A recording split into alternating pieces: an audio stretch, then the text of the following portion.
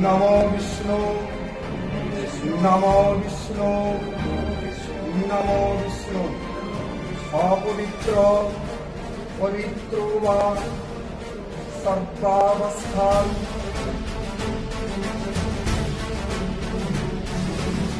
आप सोचिए कि 70 साल में पहली बार एक विमेंस मैनिफेस्टो किसी पॉलिटिकल पार्टी ने निकाला है। इसका मतलब है कि पहली बार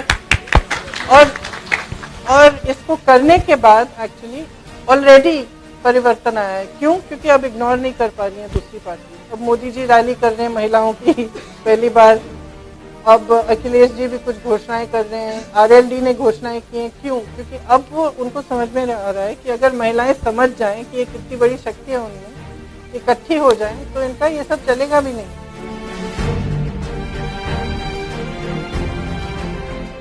एक है जो लगता है कि अगर आ जाएगा तो गुंडाराज हो जाएगा।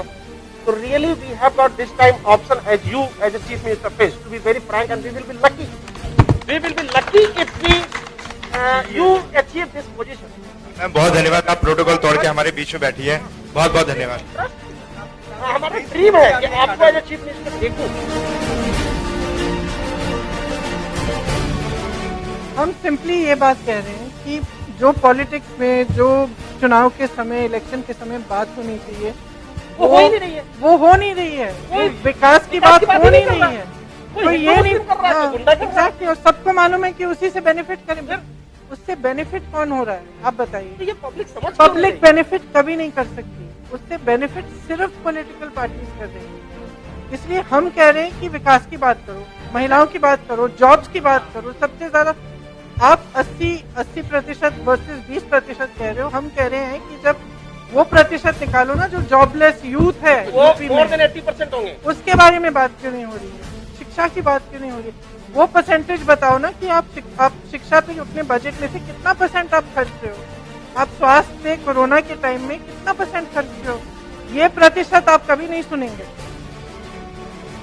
तो ये माहौल ठीक करना जो है, इसकी जिम्मेदारी एक्चुअली पब्लिक की है।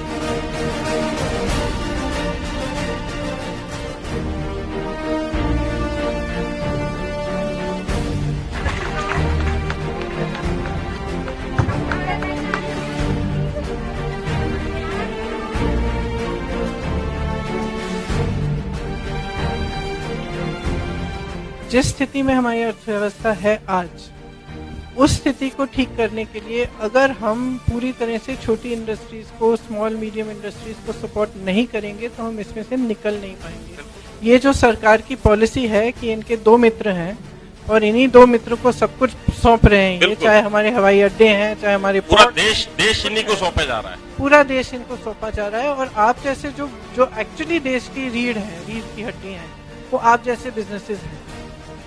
एक्चुअली जितने भी बड़े बड़े इकोनॉमिस्ट हैं, सब यही कहते हैं कि स्मॉल एंड मीडियम एंटरप्राइज को मजबूत बनाने में ही इंडिया चाइना का मुकाबला कर सकती है। बिल्कुल मैडम, सही कहा आपने। और उस पर कोई फोकस नहीं है, कोई कंसंट्रेशन नहीं है। यही पॉलिसी है कि आपके 5-10 गिने चुने मित्र हैं, उनको सब कुछ मिलना चाहिए।